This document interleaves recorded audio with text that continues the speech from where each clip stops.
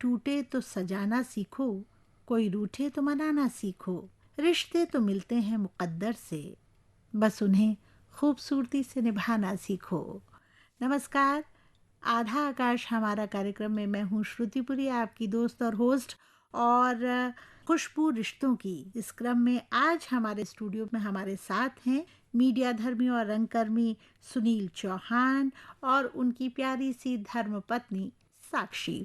तो सबसे पहले सुनील जी और साक्षी, आपका हमारे स्टूडियो में बहुत बहुत स्वागत है। और आपसे जानना चाहूंगी कि आप दोनों सेम प्रोफेशन के हैं, तो क्या पहले से मुलाकात थी या शादी के बाद ही एक दूसरे को जाना है? हम लोग पहले सेम प्रोफेशन में थे कि मैं भी मीडिया से था और मैंने भी मास कॉम किया हुआ है, तो मतलब और मैं थिएटर करता था, तो बहुत ज़्यादा स्ट्रगल था लाइफ में। तो मैं ना अपनी मीडिया की पढ़ाई के बाद ना मीडिया पढ़ाने चला जाता था। तो एक कॉलेज था, इनके कॉलेज में मैं पढ़ाने गया था। तो वहाँ पे मतलब मुझे इसलिए जल्दी बुला लेते थे कि मैं थिएटर और मीडिया दोनों पढ़ाता था, तो उनका फ़ायदा हो जाता था। तो मैं इनके यहाँ शायद 4 या 1 वीक की वर्कशॉप थी, देने गया था। तो वहाँ पे हल्का सा बस नोटिस किया था साक्षी को, और मेरे को आज भी ध्यान है कि मेरी जैकेट छूट गई थी इस क्लास में और फिर ये देने आई थी, तो फिर ये नोटिस हो गई थी। और इवन मतलब फिर मेरा थोड़ा पढ़ाने का क्या है, मैं बहुत ज़्यादा फॉर्मल रह के पढ़ाता हूँ, तो मेरे को ये भी ध्यान है कि किसी बच्चे ने मेरी कंप्लेन की थी, बाद में पता चला यही है। अचानक से कुछ महीने बाद व्हाट्सएप पे मैसेज आया कि मैं साक्षी और ऐसे ऐसे थे, क्या हम मुझे थिएटर में आना है? तो मैंने कहा आओ। फिर मेरे को डाउट था कि पता नहीं कौन साक्षी, मैंने कहा अपनी फ़ोटो भेजो। फिर धीरे धीरे बातचीत शुरू की, और ये बेसिकली मीडिया प्रोफेशन में ही थी, थिएटर में ऐसा इसको इंटरेस्ट नहीं था इनका, लिखना अच्छा लगता था इनको। तो इनकी मुलाकात भी मेरे से इसलिए हुई थी कि मैं आपके लिए कुछ लिख सकती हूँ जो आप करें। तो फिर साक्षी, आपसे जानना चाहूंगी, सुनील जी ने तो अपनी बात बताई और बहुत बखूबी बताई कि कैसे उन्होंने जस्ट आपको एक नोटिस ही किया था। आपको जीवन के किस मोड़ पर लगा कि नहीं, मुझे सुनील को ही जीवन साथी बनाना है? ये तो मैं एग्जैक्टली नहीं बता सकती हूँ कि कब मुझे ये लगा कि ये मेरे लाइफ पार्टनर बनेंगे, बट जब कोरोना शुरू हुआ था तब मुझे ये ज़रूर रियलाइज़ हो गया था कि मैं इन्हें अकेले नहीं छोड़ सकती हूँ अभी, क्योंकि वो बहुत ही ऐसा समय था जब ये बहुत डिप्रेशन में थे उस समय और बहुत अकेले हो गए थे। और हमारी जो लास्ट मुलाकात हुई थी वो यही हुई थी कि मैंने ये सोच लिया था कि आज के बाद हम जब भी मिलेंगे तो वो लास्ट मीटिंग होगी। कुछ चीज़ें हुई तो फिर मुझे लगा कि ठीक है, ऐसे बात करते हैं। मैंने बोला भी नहीं, यही था कि अब मुझे ना आपसे मिलकर बात करनी है। कुछ वैचारिक मतभेद थे क्या? हाँ, तो ये समझ गए थे कि ये ऐसे नहीं बोलती है, तो अगर इसे बात करनी है इसका मतलब कुछ तो हुआ है। तो इन्होंने कहा कि ठीक है बोलो, मैं सुन रहा हूँ। मैंने कहा नहीं, मिलकर करनी है। और अगले ही दिन से लॉकडाउन शुरू हो गया। फिर बातें हमारी बहुत अजीब होने लगी, हो नहीं रही है। फिर बीच में जब धीरे धीरे रियलाइज हुआ कि ये ठीक नहीं है, बातों से भी पता चला। इनका थिएटर था, स्टूडियो था, वो भी इन्हें शिफ्ट करना पड़ा, सब कुछ छोड़ना पड़ा। सारी चीजें बहुत अजीब हो गई, जैसे नहीं होनी चाहिए थी। और घर पर भी स्थिति ठीक नहीं थी, इनकी मदर ठीक नहीं रहती थी। तो वो बहुत ही क्रूशियल टाइम चल रहा था। तब मैंने सोच लिया था कि मैं इन्हें छोड़ूंगी तो नहीं। मैं यही आपसे जानना चाहूंगी सुनील, कि जैसे साक्षी ने बताया कि उसने इस चीज को रियलाइज किया कि आप मुश्किल में हैं और उसको आपका संबल बनना है, आपका सहारा बनना है। आपको कब लगा कि साक्षी ही एक मेरी अच्छी जीवन संगिनी बन सकती है? सेम टाइम लगभग कि वो कोविड वाला था, तो मतलब मैं था, थोड़ा रियलाइज़ हुआ मुझे कि हाँ, एक्चुअल में जब साक्षी मेरी लाइफ में आई उस समय मेरी इंगेजमेंट हो चुकी थी। फिर हम लोग रिलेशनशिप में आ गए थे, तो मैं इंगेजमेंट को खींच रहा था। तो 3-4 साल से इंगेजमेंट हो चुकी थी, मैं क्लियर नहीं था, तो और मैं कंफ्यूज भी था। मेरी पढ़ाई परवरिश बड़ी मेहनत से की है पापा ने, क्योंकि उन्होंने अपनी औकात से बाहर पढ़ाया मुझे। तो मेरे माइंड में वो सब चलती थी कि घर वालों ने बहुत मेहनत करके पढ़ाया, और गाँव में बहुत बड़ी बात होती है इंटरकास्ट मैरिज, ऊपर से मैं राजपूत, और फिर एक इंगेजमेंट हो रखी, उसे छोड़ना, तो मैं बड़ा कंफ्यूज था। फिर जब कोविड आया, मेरी लाइफ में ऐसे ऐसे टाइम्स आए ना, तो फिर जब ये साथ खड़ी हुई तो मुझे लगा कि नहीं यार, इसके लिए मेरे से ज़्यादा ज़रूरी आज के टाइम पे कुछ नहीं है, मुझे इसी के साथ रहना चाहिए। तो वो डिसीजन मेरे लिए ईजी नहीं था, घर पे बोलना अचानक से पापा लोगों को कि नहीं, मैं शादी नहीं कर रहा, 5 साल से तू खींच रहा है कि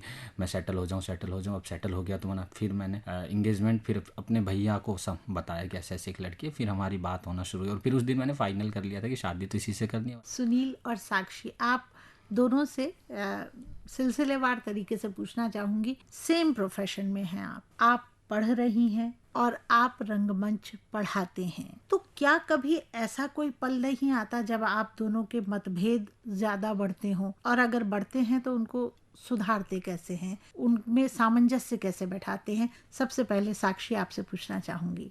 बहुत मतभेद होते हैं। इसको सुधारने का सबसे अच्छा तरीका है कि आप सुनो अपने पार्टनर को। कोई भी पार्टनर, कोई नहीं, कहीं भी आपके मतभेद हो रहे हैं अगर, तो आप सुनिए, समझिए, उसके बाद देखिए कि क्यों नहीं मिल रहे हैं, हमारे विचार क्यों नहीं मिल रहे हैं। तो ऐसा ही हमारे बीच में भी होता है, अगर नहीं मिलते हैं तो हम एक्सेप्ट कर लेते हैं कि ठीक है, आपको ऐसा लगता है, आपके अपने विचार है, मेरे अपने विचार है। लेकिन हमारा ऐसा नहीं होता कभी कि बहुत ज्यादा क्लैशेस हो गए, फिर हमें लड़ना ही है। नहीं नहीं, आपके भी विचार वो क्यों है, मेरे विचार है वो आपके विचार क्यों नहीं। नहीं, ऐसा कुछ नहीं होता। ऐसा होता है ना, पति पत्नी में बिना बोले भी बहुत सारी बातें समझ ली जाती हैं, और कई बार तो कहते हैं कि बताने से बात बनती है, पर मुझे लगता है कई बार नजरें मिल जाएं तो भी बात बन जाती है। सुनील, आप बताइए, आप कैसे सामंजस्य बिठाते हैं? पहले तो ये कि मतलब मुझे ये चीज़ तो हमेशा माइंड में रहती है कि रंग कर्म का इससे शौक नहीं था, ना इसका इंटरेस्ट था, ये मेरी वजह से थिएटर कर रही है, क्योंकि मैं चाहता था कि आप थिएटर करो।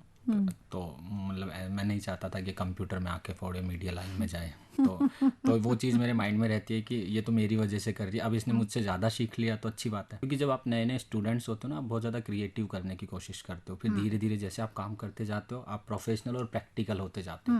तो मेरे माइंड में ये हमेशा रहता है कि अभी सीख रही है और इसको जो सिखाया जा रहा है वो कर रही है, अभी इसने वो स्ट्रगल नहीं देखा है, धीरे धीरे ये सही अपनी जगह, इसको जो करना है इसको अपने एक्सपीरियंस से सीखने दो। फिर हम लोग बात करते हैं इस सीन को लेकर, आपके माइंड में क्या चल रहा है, वो चल रहा है। फिर मतलब कई बार ऐसा भी होता है, मुझे वो चीज़ लगता है कि ये गलत चल रहा है, फिर भी मैं बोलता हूँ ठीक है, आप करो, करके सीखे तो ज़्यादा बेटर है। साक्षी उस चीज को पढ़ रही है, उसकी एक प्रोफेशनल डिग्री ले रही है, जबकि आपने रंगमंच एक विरासत में या प्रैक्टिकली सीखा है, आपने थ्योरेटिकली नहीं सीखा है रंगमंच को। तो क्या कभी ऐसा नहीं लगता कि साक्षी ज्यादा बेहतर जानती है तो उसको आप सराहते हैं? हाँ, ये तो मुझे अच्छा लगता है कि जो चीज़ मैं नहीं कर पाया मैं वो ये कर रही है। हर महिला की ये एक इच्छा होती है कि उसका पति जो है वो उसको सराहने वाला मिले। साक्षी, आपसे पूछना चाहेंगे, आप अपने पति को कितना सराहती हैं उसके काम में, और उसको कितना मोटिवेट करती हैं आप? ये तो आप इनसे ही पूछें तो ज्यादा अच्छे नहीं, से बता मैं आपसे पाएंगे। पूछना चाहती हूँ, आप वो क्या ट्रिक्स रखती हैं जब वो ज्यादा टेंशन में होते हैं, कभी ऐसी कोई सिचुएशन है वो उदास हैं, तो आप उनसे उनको उभारने के लिए क्या करती हैं? इन्हें ना बात करना बहुत पसंद है, लेकिन ऐसा नहीं कि जैसे मुझे पसंद है ये चीजें, फिर वही मतभेद वाली बात। लेकिन इनको ना अपने फ्रेंड से बात करना बहुत पसंद है, अपने स्टूडेंट्स के साथ टाइम स्पेंड करना बहुत पसंद है, थिएटर बहुत पसंद है।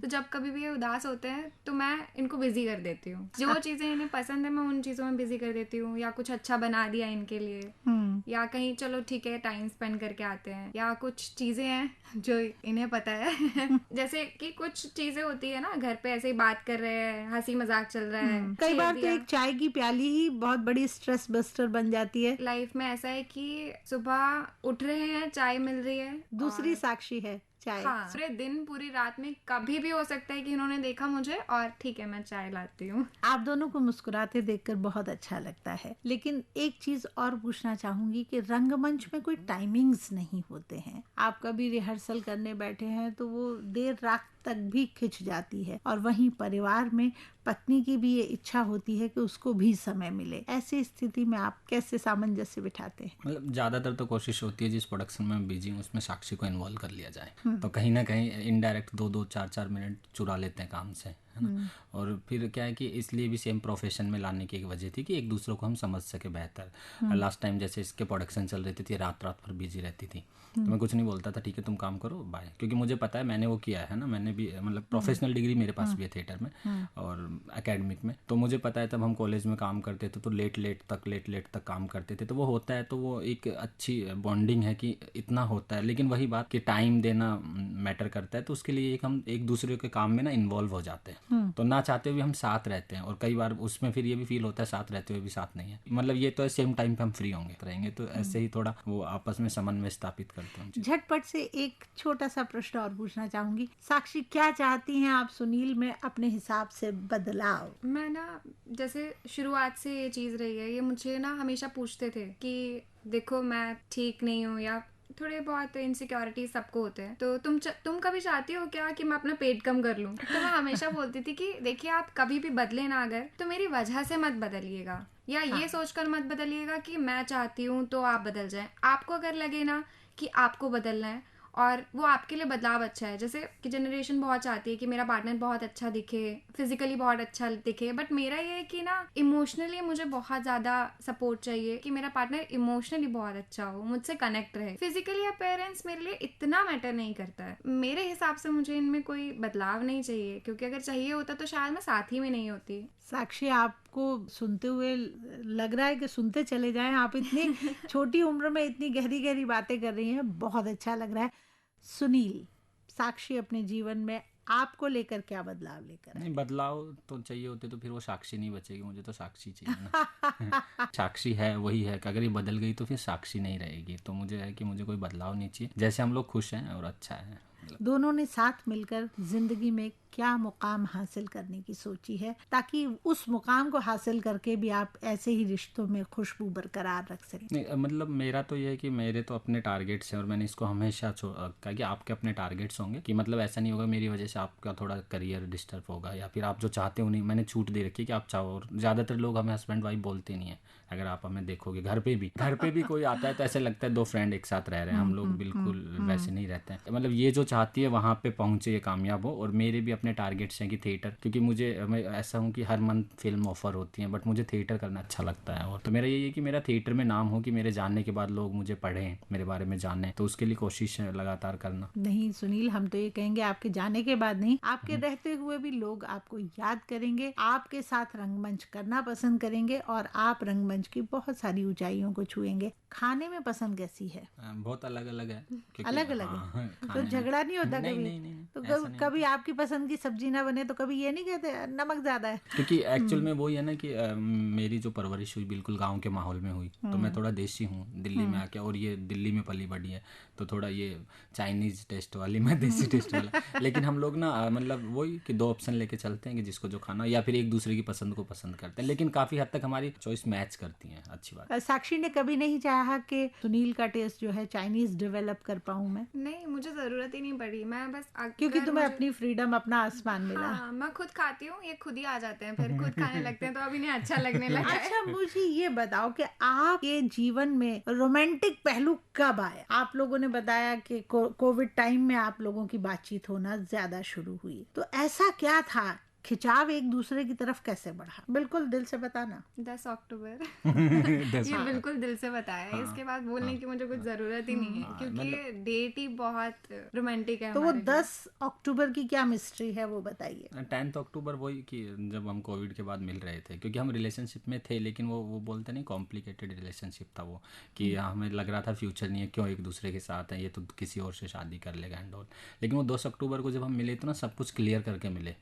तो हम लोग मेंटली बहुत अच्छे से, या फिर रोमांटिक, वो मतलब अपनापन लग रहा था। उस समय लग रहा था कि हम लोग साथ हैं, लेकिन शायद साथ नहीं रहेंगे, लेकिन उस समय लग रहा था कि हम लोग एक दूसरे के लिए बने और साथ हैं। तो वो मतलब वो डेट हमें याद है, क्योंकि हम अपनी शादी की डेट भी कभी कभी कंफ्यूज होकर भूल जाते हैं 10 अक्टूबर के साथ। मतलब प्ले के, क्योंकि मुझे ना जब भी मैं खुश होता हूँ तो या मेरी लाइफ में अच्छा दिन होता है तो मैं नाटक करता हूँ। तो अब थोड़ा होने लगा है कि मुझे मतलब उसमें सुकून मिलता था। 10 अक्टूबर भी ऐसी डेट याद रहेगी, तो उसको भी हम लोग सेलिब्रेट करने की कोशिश करते हैं। सरप्राइजेस देना कैसा लगता है साक्षी? मुझे तो बहुत अच्छा लगता है, मैं तो बहुत देती हूँ। और सरप्राइजेस लेना कैसा लगता है ये भी अच्छा बताओ। लगता है तो बात अलग है कि मिलते कम है, पर मिलते हैं। अच्छा, सुनील ने क्या अच्छा सरप्राइज दिया था साक्षी? शादी के बाद मतलब कोशिश होती है, क्योंकि मेरे लिए सरप्राइज करना, मतलब मैं थोड़ा उस टाइप का था नहीं। धीरे धीरे एक दूसरे के लिए हम लोग खुशी के लिए कुछ भी बन जाते, तो मुझे पसंद नहीं था। तो रिसेंटली इसका बर्थडे गया था, तो मुझे पता है ये कितना सोच सकती है, तो इसे पता है कि मैं कुछ सरप्राइज प्लान करूंगा। तो मेरी स्टार्टिंग से आदत है, तो हम थिएटर वाले भी हैं तो बैकअप प्लान लेके चलते हैं। तो मैंने बैकअप सरप्राइज रखे थे। एक का तो ये आइडिया लगा लेगा रिवील हो जाएगा, तो दूसरा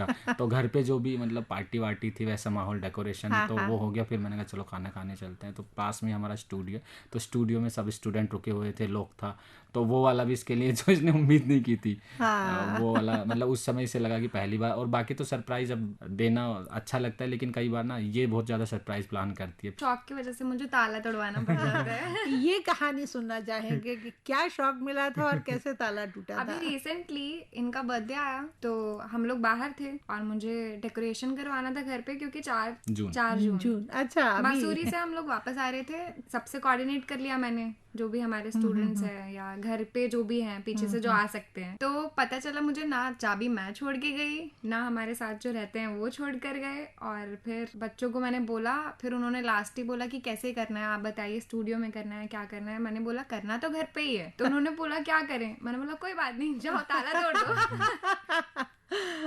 तो बता, आपकी शादी में वो सारे रोमांच है एक तरह का, ताला भी आपने तोड़ा है, आपने शादियां भी दो की हैं, कोर्ट मैरिज भी और सोशल मैरिज भी, पर बहुत मजेदार और चटपटी आपकी जिंदगी है और आपकी जिंदगी ऐसे ही चटपटी रहे, आगे भी आप ऐसे ही खुशबुएं बिखेरते रहें। आज बहुत ही अच्छा लगा आप दोनों से बात करके। सुनील, आपका धन्यवाद, और साक्षी आपका भी बहुत बहुत धन्यवाद। आप हमारे स्टूडियो में आए और रिश्तों की गर्माहट और खुशबू क्या होती है ये आपने हमारे सभी श्रोताओं को, हमारी सखियों को बताया।